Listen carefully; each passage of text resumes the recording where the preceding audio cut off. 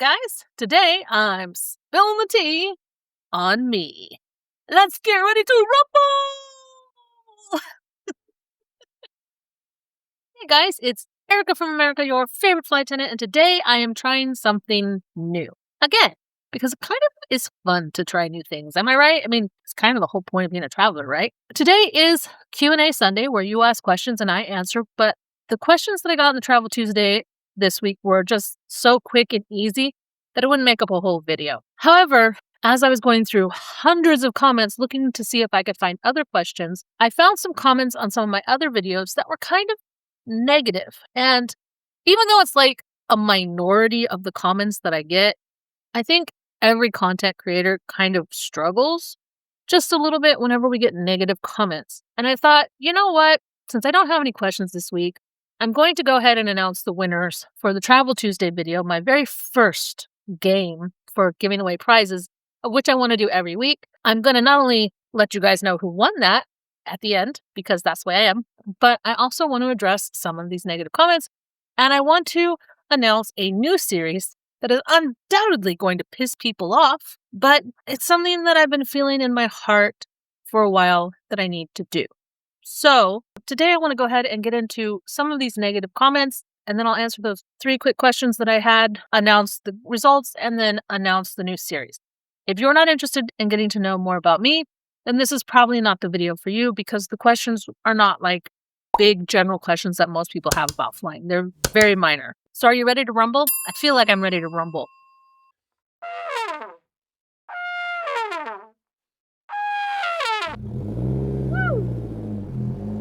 The comments I've had are very unusual, and although I've explained myself to those people, I feel like these questions are going to come up again, like, are you really a flight attendant? Which I already addressed. But let me break down some of the ones that I thought were just ridiculous and kind of mean. So one comment that I got not that long ago is, how dare I call myself Erica from America? And I was like, what do you want me to call myself? Where do you think I'm from?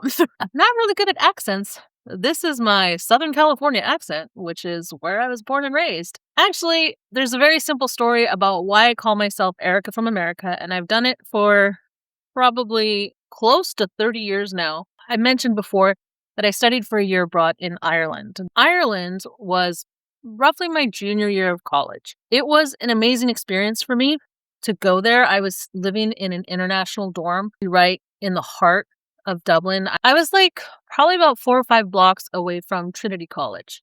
Some of my dorm mates actually went there and they got us in to sit on like some of the classes and stuff. They let us get into the library. Beautiful, beautiful library, by the way. But I also got a job when I was working in Ireland, and I worked at TK Maxx, which is basically the same thing as TJ Maxx here in the States, but they couldn't call it TJ Maxx in the UK because there was some other business that was TJ something. I helped open the store in Blanchardstown, Ireland. Everybody there was Irish, except for a couple of people that were from Africa, but most of the people were Irish. And then there was me.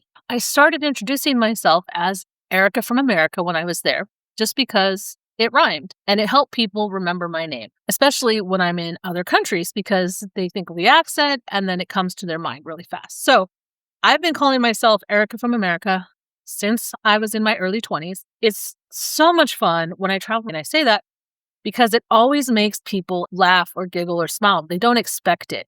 I get people who greet me as Erica from America. That's just kind of the only nickname I've ever really had. I like it. I'm going to keep it. Sorry if it bothers you. Another comment I got, I was reading today. Somebody said, how pathetic I am for saying your favorite flight attendant. There's a story behind that too. So I actually started doing that about 2 or 3 years ago when I started calling crew scheduling. Since I've been reserve, I have to talk to crew scheduling pretty much every single day that I work. The crew schedulers kind of have to deal with a lot of whining and crying and begging and threatening and negotiating and a bunch of stuff. And that's all from us, the flight attendants, especially the newest flight attendants. They're usually on reserve and they're not protected by the union for the first 6 months, and they don't understand what flying is like. So they call the crew schedulers and they want to go home, and the crew scheduler is like, no, you have to fly. And then they start crying and whining and threatening and trying to use the contract, which they don't understand. And it's an argument, and we get the union involved and all of this stuff. And I have been at my company for 8.5 years. And of the 8.5 years, I have been reserved for 6.5 years. I like being on call. I like not knowing where I'm going. It's the Sagittarius in me. I just like spontaneity. Because I'm on reserve, I sit in the crew room, and I've seen a lot of newbies come through. We get a new class like twice a month. In fact, there's a new class that just started yesterday. Like, we're getting 50 new flight attendants to Chicago. They're so excited to fly right now. They have no idea that they're going to be worked to death. They're going to be made to fly 6 days, and the last day is going to be the hardest day. It's going to take them a couple months to figure out how the system works and to bid in a way that doesn't wear them out and doesn't exhaust them. But in the meantime, crew scheduling becomes the enemy. I have actually talked to crew schedulers over the years who were truly shaken by something that a flight attendant or a pilot said to them, because end of the day, they're still people. They're just doing their job. I started making it my job to try to make them laugh. And a couple years ago, just out of nowhere, I said, hey, it's your favorite flight attendant Barton. We don't go by our first name there. And so sometimes I would joke around Flight Attendant Fartin Barton. That would make them laugh. So I'm now a favorite with crew scheduling. In fact, if Isabel's watching, hi, Isabel. But basically, the crew schedulers, they're doing a job to make sure that we get passengers from one place to another, that every plane is covered. And a lot of flight attendants and pilots don't like that. And so they get really mean, they get really nasty. And the crew schedulers, they can get their feelings hurt because they're people, just like I'm a person, and negative comments can hurt my feelings. I say I'm your favorite flight attendant because I want to make people laugh, but also because it's subliminal messaging. And I tell the crew schedulers this all the time. I may not be your favorite flight attendant, but I'm going to keep saying it until you say it back. And then they laugh. And eventually they do say it back. So I'm just saying, subliminal messaging works. And that is one of the reasons why I say your favorite flight attendant. Another comment that I wanted to address was somebody was like, I can't stand your wall-to-wall adverts. And I was like, what wall-to-wall adverts? I'm pretty sure it's because I've put links to different items in the videos. So I really feel like I should break this down for you guys so that you really understand what it is I'm doing. I've had so many people ask me for links to the products that I talk about that I will definitely try to drop it down at the bottom, but I forget. A lot of times I forget. And so it's easier for me as I'm editing to just drop the link in to the video. And then that way, if somebody comes across it, they can just hit pause, they can type it in, and they can go. I run all of the links through my website. So then that way, if something disappears, I can redirect the link in my website to a new product. That's part one of me putting the links in the videos. And honestly, I'm kind of tired of doing that. So I've been trying to do just a little 5-second pop-up at the end of the different items. My website is faguides.com. It's a very, very basic website, nothing fancy. I've hired someone to help me make an Amazon list of all of the items that I recommend so that you guys can just go there and find it. But that's not up yet. It's still in the works. A lot of these travel gurus that I've been reacting to, I've gone to some of their links and I'm amazed at how expensive the stuff is that they recommend. And I have one very simple philosophy when it comes to traveling, and that is that you should never take anything with you that you're worried about losing. So I feel like the best thing you can do when you're traveling is to travel cheap, to travel with stuff that you're not worried about getting lost or stolen, travel in clothes that are comfortable and that are dark, because you never know where you're going to fall asleep and you never know what you're going to sit on. You're probably going to sit on something gross. So I've got all these little theories about travel just to make it easier and more comfortable. And again, people keep asking me for that stuff. The other thing that I've noticed about the travel gurus is not only are they recommending the expensive stuff, but they're recommending stuff that's not even very well reviewed. Like there was a bag, I think that Travel Tips by Lori, something that she recommended that was like $160, and it had like a 3.8 star rating with hundreds of reviews. And I thought, I would not want to spend that much for a product that's rated that low. So all of the products that I recommend, I'm only going to recommend something that's highly rated, something that I've tried myself and used, and it's generally going to be from Amazon. And the reason that I do that is because Amazon only pays a commission of 1 to 4%. And That is not a lot of money if you think about it. That means for every $100 that somebody buys, I get $1 to $4 max. And that's for all of their products. Different products will pay a different percentage rate, but it's all basically the same. I choose Amazon because then if I recommend something to you, you know I'm not getting paid extra to recommend that product. And I'm not recommending that product because it's expensive. I'm recommending a product that is well reviewed and that I think is a good product that I would want to try, and not because somebody's paying me. At this moment in time, I have no sponsorships whatsoever. Nobody is paying me for these recommendations. They're not advertisements. And here is how much money I made in January from Amazon. Wasn't even enough to get a check. So for those of you that are like, you're just trying to make money by recommending all these links, no, I'm trying to answer your questions about what these products are because I constantly get comments asking me about the different products, even though the links are in the description. And sometimes when you're on your phone or on your tablet or on your TV, it's hard to get to those links. So that's why I will put the links up in the TV screen. So if somebody's watching on their TV, they can pause it, they can type it in on their phone, they can look it up. That's why I do that.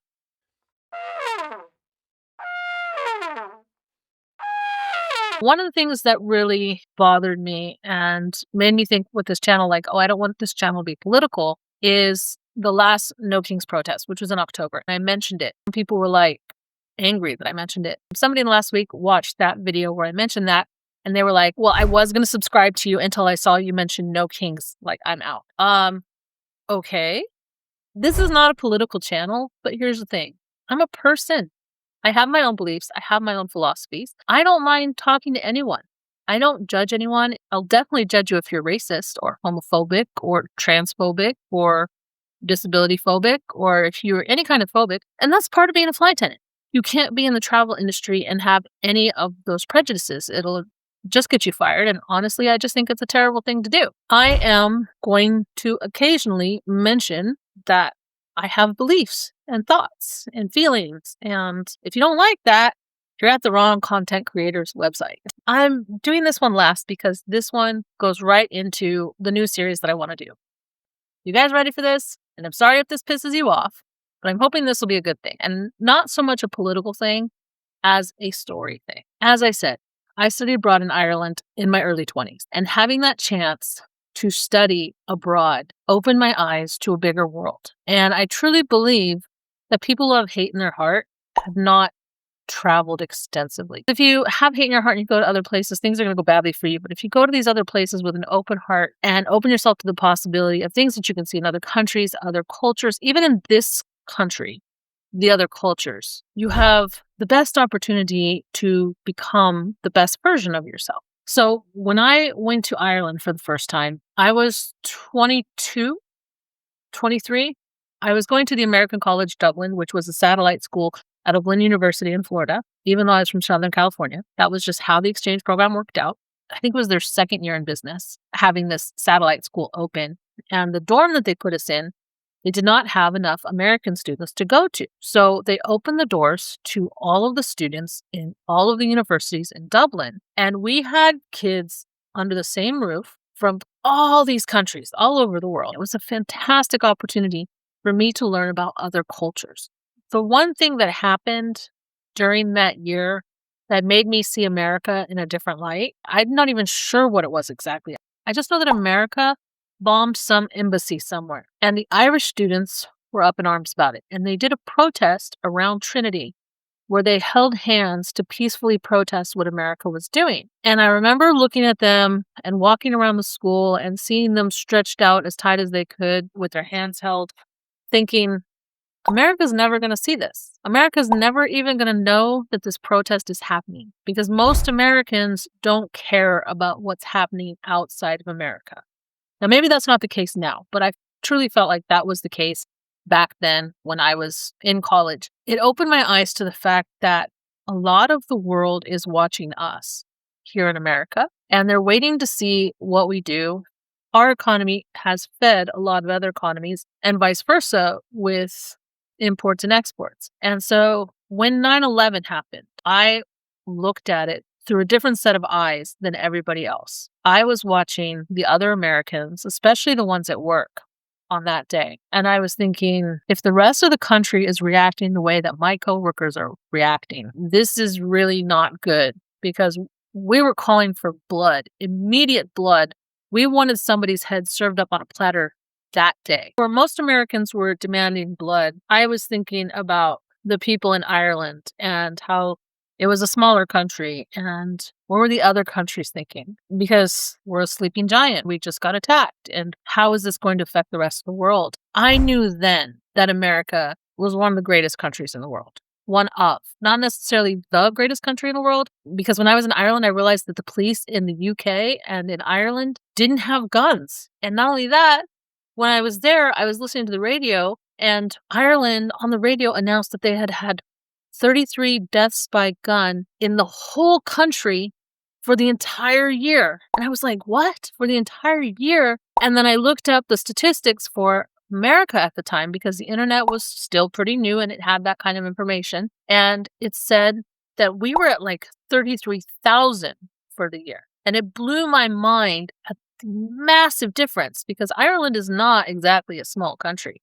And the UK was not a small country. If you look up the UK statistics today and the Ireland statistics today for death by gun, you're going to see it's nothing, because they don't have guns. So I do believe America is one of the greatest countries in the world. Whether or not it's the greatest is hard to say, because we have a lot of violence in this country.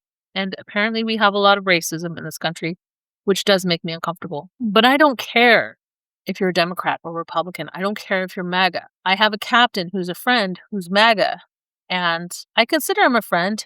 He says he's a Christian. He used to be a shop jock. There are things I think that he said over the years that I'm like, I think you're racist. Doesn't mean I hate him, but it does mean that I'm careful what I say. And the whole point of this, that I'm trying to say all of this, is that when I first heard the expression, "Make America Great Again," all those years ago, it literally hurt my heart. It really hurt my heart, because as somebody who had lived out of the country for a year, I knew how great this country was. I know how great this country is, even with all the terrible things that's happening. I've wanted to say something so many times over the past year, but I haven't, because I'm like, this is not a political channel. I don't want this to be a political channel. I'm not the politics type. But there are some things that are happening in this country that I think we all need a chance to vent about. And I kept thinking, what little thing could I do to help in all of this stuff that's happening right now? That's where the new series comes in. I want to do a series called America Was Already Great. And with this series, what I want to do is just remind people about some of the great things about this country. Eventually, this will morph into other countries as well, like why Australia was already great, or why India was already great, or why Scotland was already great. I hope to tell the stories of you guys. I'm hoping to do little interviews with different people when I travel about what's their favorite city in America and what do they like about it. What's the story? What one story is there that is so that town? Not just that, but I hope to find videos at the end of the Q&As where I will point you to something fun and interesting that maybe you haven't seen before. But in the meantime, let me go ahead and answer the other questions, and then I will get on to the winners of my very first giveaway.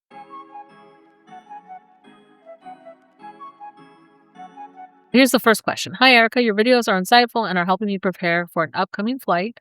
I was wondering if you're allowed to bring a home packed lunch, and if so, does it have to fit in your personal bag? I did mention in the last Q&A that yes, you are allowed to bring your own food into the airport. If it's frozen, that's the best. If it's spreadable, it'll be stopped. So peanut butter, jellies, gravies, stuff like that, that would be stopped. A regular sandwich is okay, like mayonnaise on a sandwich is okay, because that usually sinks into the bread. I've been told by TSA peanut butter and jelly will be denied if it's not frozen. And that's because explosives don't freeze. But when it comes to, does it have to fit in your personal bag? Now, generally, I have not seen TSA limiting the number of bags that come in. Like, they don't police that. They just police what's in the bag. It's the gate agents that police how many bags go into the plane. And it's the flight attendants who police how many bags go into the plane. So if you were to go up to the gate with your bags, then yes, they're going to ask you to take that lunch and shove it into one of your two carry-ons. So you're going to want to make sure that fits in your bag. But if you're going into the airport to eat it, that's fine. If you buy it in the airport and you want to take it in the plane, they're going to tell you to stick it into a bag. Generally. Every now and then you get a gate agent that doesn't. But better safe than sorry. Be ready to stick that in your bag. I have a question I hope to be answered on this video. There is a bag called Luke's travel bag. Have you seen it being used? Is there already a video? I'm dying to know if there's someone out there who can try or who can say if it's a piece of junk or the best thing they've ever seen in their life. Now, the way that I would do this is I would look it up on Amazon. When I typed it into Google, it typed it Luhxe. I went ahead and I would come here and I would start to type it Luhxe and see what pops up first, because that means that's generally the most popular thing on Amazon. I'm going to click that, and then they always have the sponsored stuff at the top. But as you scroll down, here is the Luxhe brand right here. And the reason I come here first is because you can find Amazon reviews. Now, if it's a small number of reviews, like generally less than 10, they're probably fake reviews. But this is 8 reviews and only 1.8 stars. So those are probably real reviews, with only one review being 5 stars. This one right here, 3.4 with 20. And again, maybe some of these are fake reviews, while some of these other ones would not be fake reviews. Nobody who's selling their product would put negative reviews on their bags or their product. They're going to immediately try to get somebody to give them 5 stars. From here, what I would do is I would click on what the reviews are, order not complete, and I would see what it is are they complaining about in the 1-star, 2-star, 3-star things. Is it that the product is defective, or is it customer service? Because there's a big difference in negative reviews for customer service and negative reviews for the products. This one says, orders not complete. I don't want to return the item. I just want the wheels I paid extra for sent. I received the bag, but no wheels were included. This is the cheapest fabric stitching and zippers. Also, the roller attachment did not arrive, would give 0, but had to hit a star. And then you can see all of these negative reviews. These bags are pure junk. I bought 2 from the site, 1 for my coworker and 1 for me. The one my coworker carried on a business trip ripped immediately. The wheel attachment tips over and they look like cheap pleather. For me, if I'm going to buy something, I usually want at least 4.5 stars or higher. If it's less than 4.5 stars, like this one, I will definitely go in and I will read the reviews for the 1 and 2 stars. And again, see what it is that is getting the negative review. So now I'm turning it over to you guys as the viewers. If you've used this bag before, if you've used this brand, let us know in the comments below. Did you like it? Did you not like it? Because this isn't an answer that I could answer. This is a bag that I would definitely not buy because of how bad those reviews are. And I definitely would not pay $179 for something with reviews like that. I almost forgot this question. I couldn't find it, but I had happened to open up the screen before I lost the comment. So somebody asked me about the J-hooks on the flight attendant bags and how could they get one. Here is where we go, aviationtravelpro.com. If you want to get a flight attendant bag, this one says it's a pilot bag. They're all kind of different, but these are kind of the ones we use. This is the J-hook right here. It hooks into the bag itself, hangs down in front, and then generally you can drop a tote bag or a backpack on it. It is adjustable. If you wanted a bag like this, they're not cheap. They generally range from $200 and up. Here's another one. So this is the exact bag that I have as a flight attendant. Travel Pro Flight Crew 5, 22-inch expandable rolla board. So if you were to go to Travel Pro, which is the exact brand that we all get, you're going to look for the rolla boards. And then the Flight Crew 5 is the exact one that the flight attendants get. You can get the J-hook on that. These ones are probably the newest models because they don't look like my model. This one is from flyattendantshop.com, Travel Pro Flight Crew 5. I have never ordered from this shop, so I don't know if it's a valid store or not. But at this website, you can order a Travel Pro Flight Crew Attachment J-hook DIY kit for about $20. And basically what you would do is you would screw this thing to the top of your bag with these, and then this part just latches right into that. It's that simple. However, it's not necessary to get all of that. If you want the bag, it's like $200, $220. If you just go to Amazon and you say J-hook for luggage, these ones have a snap, and you would snap it on the top handle like this, and you could hook your bags onto it. And these ones are nice because they have these little clamps to hold it into place. However, I use a carabiner clip. A carabiner clip like this is really good because you can extend it. And then the reason you'd want to extend it is so then that way both bags are on the ground when you set the bags up. There's also this kind with a buckle, and you can see what it does here. But you can get these J-hooks for luggage, and you just clip them onto the handle and put your bag on front. And it creates the counterbalance that you would need, especially with a 2-wheel bag. Because again, flight attendants and pilots, we use 2-wheel bags. I know you guys don't get it when I say that it's easier on your wrist to have a 2-wheel bag. I haven't been able to film it here because my house is too small to get a good camera angle on that. And I can't do it at the airport because when I'm at the airport, I'm in uniform and I can't record myself in uniform. But I am going to show you soon in the new house that we're in. I'm thinking I might be able to get the bag out and show you how you can literally pull your bag with just a finger when you use a two-wheel bag with a counterpoint. So stay tuned. I will do my best soon in a video that I'm planning on doing about the perfect bag for you and showing you the different features to help you actually figure out what is your perfect bag. That's coming in a video soon. But J-hook, very simple. Again, I prefer carabiner clips, but my bags are shorter. So it works better with my bags because with the shorter bags, I can set the bag on the ground. If you have a tall bag that you're using, you might want something like this, or you might want the J-hook. I will go ahead and link it in the description below. Anyway, that was the last question. Now let's go on to the other stuff.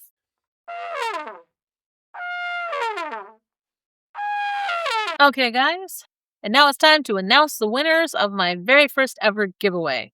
The winners are Carrie Star, and then some numbers, and Nicole Green from Australia. They both picked the right number. They both gave me an item that they wanted. The problem is that Nicole pointed out is that she's in Australia and it can't be shipped to Australia. She basically thought she was out, but she guessed the right number, as did Carrie Star. I've had a couple of people that comment that they were in other countries and they thought that meant that they wouldn't be able to compete, but they still guessed a number. It has made me realize that basically what that means is that I'm going to have to change the way I do the giveaway. The reason I chose to do a giveaway is because I figured I would just ship it from Amazon. Amazon has due date shipping. They have Amazon all over the world, even though they have different website addresses. I looked up the Australian Amazon. What didn't occur to me was that they might not have the product in that country, which they didn't have that exact product in the country, but they did have other similar products in the country. I couldn't quite find it for the same pricing. So what I'm going to do is I'm going to give you guys the option of whether you want a gift card instead, because maybe there's something else you want to get, or if you maybe would rather have me PayPal or Zelle it to you.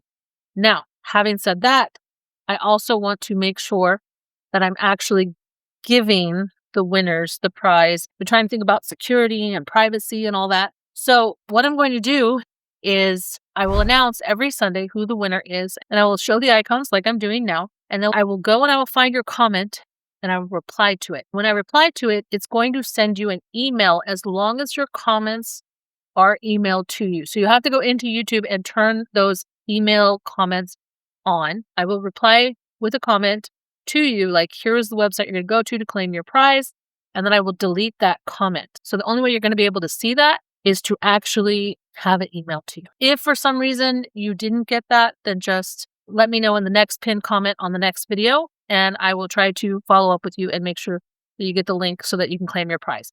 And again, in the prizes, you can choose if you want the cash, if you want the prize, or if you want an Amazon gift card for that. That is my first ever giveaway. Okay, guys, grab your remote. It's about that time where I start the new America Was Already Great series by showing you something about America that I like, telling the stories of different cities in America, different people in America. I'm going to be setting up a website where if you would like to do a Zoom meeting with me and be in one of my videos and tell me about a city in America you love, a story in America you love, something detailed and small, I'll have a site up for that soon so that you can fill out a form and let me know which city you want to talk about. Hopefully we can tell each other's stories. I think that'd be a fun series. Hopefully not a political one. And like I said, I will eventually expand that into other countries as well, because I don't want this to be like a just America kind of thing. But anyway, as I said in this Grab Your Remote section, I'm going to tell you about something that I think is great. And today I'm telling you about Keerigan Rudd. He is my favorite West Coast swing dancer. I first came across his channel on YouTube sometime last year, maybe a little bit before then. I don't remember when. Basically, when he was around 140,000 subscribers. And one of the wonderful things about his videos is that he is actually a West Coast swing teacher. And the video that I'm linking to is the video that made me truly fall in love with the sport, because the woman in the video is more curvy than a lot of the other dancers. And it made me feel like maybe that's something that I can do too. So I'm hoping in the next year that I'll get brave enough to finally go try some West Coast swing lessons. I get a bit of vertigo, so spinning is not exactly my favorite thing to do, but I feel like I'm willing to try. One of the great things about West Coast swing is in the competitions, they're always randomly paired up with a partner and they're randomly given a song. So they never know what they're going to dance to. They never know who they're going to dance with. And it makes for some of the most interesting and sometimes the funniest dances that I feel like anybody could do, even me. And so this is one of those things that I love about America. How about you? Have you ever done any kind of swing dancing? What kind of dancing do you like? Put that in the comments below. I want to know. Keerigan's videos are fantastic because he teaches in all of his videos. If you like these kind of videos, let me know by hitting the like button, and make sure you hit the subscribe button because it's my subscribers who will be winning the prizes in all of my future videos. I will always give something away on the Tuesday videos and the Friday videos if I have a Friday video, and I will always announce it on the Sunday videos. So hit that subscribe button, hit that notification bell, because you will only have 24 hours from when the video goes to actually enter to win the prize. And even if you do win the prize, you can still enter, because I don't want you to get stuck with a small prize and then maybe by the end of the year I'm giving away $1,000 prizes. I don't want you to feel like you don't have a chance. But yeah, so see you guys in Tuesday's video. Ciao!